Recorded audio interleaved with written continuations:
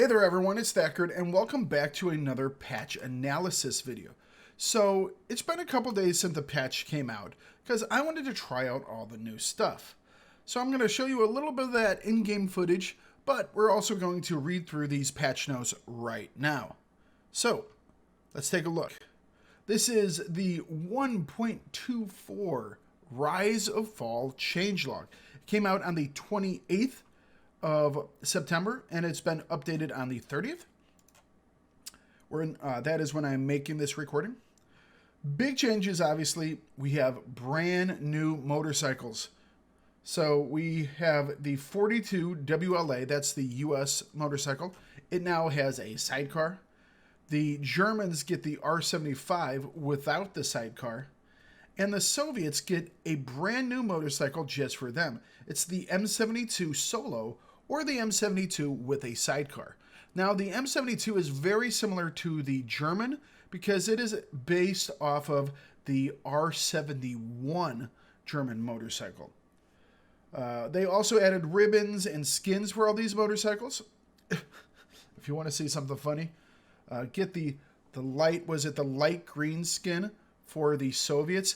It looks like they covered the entire motorcycle in wasabi. All right. It's great. They made mounted machine guns on the motorcycles with the sidecars an optional upgrade, so you can pull them off if you don't want them. The motorcycle mounted MG34 ammo has been reduced to 50 rounds, and its reload time has also been reduced.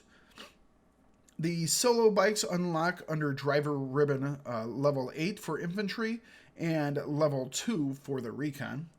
Motorcycles with a sidecar will unlock at level 10 of their associated solo motorcycle.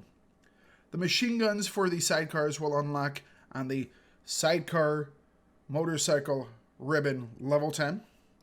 And the Soviets will still be able to, this is a big one, guys. The Soviets will still be able to buy the 42 WLA, that's the Lend-Lease American motorcycle, for a month. But they will not be able to unlock the 42 WLA with the sidecar. So, if you want to get a 42 WLA Lend-Lease for the Soviets, get it now, because it's not going to be here for forever. In fact, it's only going to be here for a month. Next up, oh, would you look at that? A brand new tank. The Americans are getting the M36B1 heavy tank destroyer. And that's not all. Apparently, Reto watched our coverage on the last patch, which brought in the changes to the ammunition for the tanks. And guess what? They've taken some of the things that I discussed to heart. Smoke shell effect tweaked. The duration increased. Yes. Shrapnel damage increased from 75 to 125. The radius decreased from 24 to 20. Also yes. Next, solo motorcycle handling changes. I noticed that. Solo motorcycle steering angle increased. Also noticed that. And solo motorcycle side friction decreased. I was trying not to hit things, so I didn't test that one. Unified prices for motorbike skins according to the progression sequence. I've also wondered, and we'll have to look at this, but I don't know why, but for some reason the solo motorcycles seem faster. And I can't confirm it, but just using the American and the Soviet ones, they seem faster than they normally did. I don't know why, but for some reason it felt like they were. All right, up next we have new height fog and weather settings. Added a new weather setting introducing more varied times of day and lighting. And made fog volumetric so it is more dense in the lower parts of the map. This was to allow you to fight in the fog down in the bottom, but then above the planes can fight each other, and you have this ground cover from the planes, but the planes can still mess around with each other. Miscellaneous changes. Mounted M1919A4 model has been updated to PBR. Anything that gets updated to PBR is awesome. The gun cradle for the 1919 updated for the 4x4 half tons, and the M4A3E8, that's the EZ8. The ammo tray was added for the 1919 on the 4x4 and the EZ8. Added smaller ammo trays for the 42 WLA sidecar. Added bolt and belt ammunition, animations, that is, to the M1919 on both the 4x4 terrain vehicle, the EZ8, and the 42 WLA sidecar. And added deploy arrows for the first mission. So that's just helping new people, I guess. All right. So let's go take a look at some of this stuff in game. Up first, let's talk about the R75. Overall, it's the basically same vehicle. It's obviously lost its sidecar, which means it no longer has an MG34. And because of that, it's also lost 2 additional passenger slots. But the good news is you can now take this thing over mines and across rivers and through those gaps in the trees that Reto likes to make that are just wide enough for a motorcycle but not wide enough for anything else. Next up, we have the brand new M72. So the M72 is based off of the R71, which is a German motorcycle, very similar to the R75. That's why it is almost a carbon copy of the R75. Has the same real nice look to it. And besides that, it acts just like the 42 WLA that it is replacing. The M72 with the sidecar is basically the old German R75. It carries the same amount of passengers, has the same speed, armor, and hit points. The only place where it differs is that instead of an MG34 on the sidecar, it has a DP28. The Americans have received a sidecar for the 42 WLA. Now, the sidecar variant retains the same stats as the R75 for the Germans and the M72 for the Soviets. The only difference is that this has a 1919 instead of the MG34, and it looks super unique. It has a really cool look to it, and it is super spacious. So you can get back and just kind of kick back and relax. This is all the new vehicles that came up on this patch. Wait, hang on a second. Oh yeah, there is one more new vehicle. Ladies and gentlemen, may I introduce you to the newest tank in Heroes and Generals, the heavy tank destroyer, the M36B1. How about we go take a look at this thing? First off, I have to say I really like the look of this model. I think it is well done and it looks pretty sharp overall. But what's better than the model, I think, is the sound of that gun. You know, I often complain about sound in this game, but that gun, I ain't gonna complain about the sound of that. Now, I think this has excellent speed as well as wonderful turning speed. The turret turning speed is great on it, and it has a wonderfully powerful 90mm cannon. I was using this thing against heavies and heavy tank destroyers on the mountain town map, and it was performing quite well.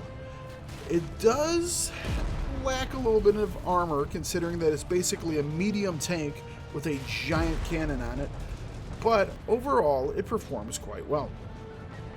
The B1 comes with 4 different types of ammunition.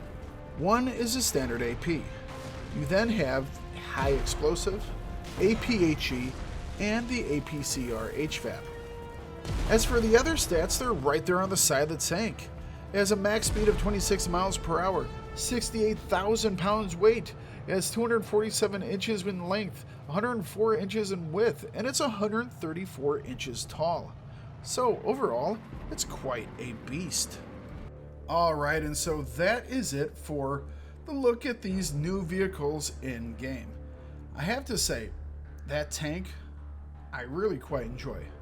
It's big, it's beefy, it looks really nice, it has a wonderful sound to it when you're shooting it, and you know, fast, maneuverable, good turn speed. It's just a wonderful little, well, wonderful big tank. Performs well, and I really do like it. The motorcycles, the R75 now being able to be solo without the sidecar, game changer. All you people that complain about E-line on the town map, you never had to be Germans running over mines every single time you cross that river. So guess what? Get ready. Now your minds ain't gonna work on us, okay? So be prepared for the rush. It's coming. The new sidecars for the M72 and the 42 WLA, I love them. The M72 has some really crazy looking paint jobs on it. Like I said, you should definitely go check out the wasabi colored paint job. That's wonderful. And the 42 WLA, it's like, if you're in the sidecar and you look down, it looks like you are lounging around in a bath, which kind of makes sense because it looks like they just, chopped off the front part of a canoe and strapped it to the side of the vehicle. I mean, it definitely looks like it should be an amphibious motorcycle. That being said, all the motorcycles perform very well. They're maneuverable. Nothing has really changed with the way that they drive. There are, like they said, they did make some changes when it came to things like handling and steering, but overall they're the same type of vehicle. Although it does feel that they're going a little bit faster, but I would love to get some information on whether or not they change any of the speeds. The changes to the shells, the smoke shell and the shrapnel shells, that's awesome. That was something that I particularly talked about in that last video, and I'm so glad that those got changed. The only thing that I really did not get to test was the new fog. I wanted to fly with the fog, but unfortunately, try as I might, over the course of 3 days worth of filming, I could not get a single fog map for me to try out. It was frustrating, but you know what? You can't pick the map that comes up for you. So I tried. I even delayed recording all of this a wee bit so I could get a little more time in and hopefully get a match, but it just didn't happen. So that's all the changes for 1.24. What was it? Rise of Fall. So hopefully they keep up bringing us new things. They brought us new vehicles, a new tank. Loved both of them. And Reto, I know you listen because you made changes to the shell, so I know you're listening. How about a new weapon?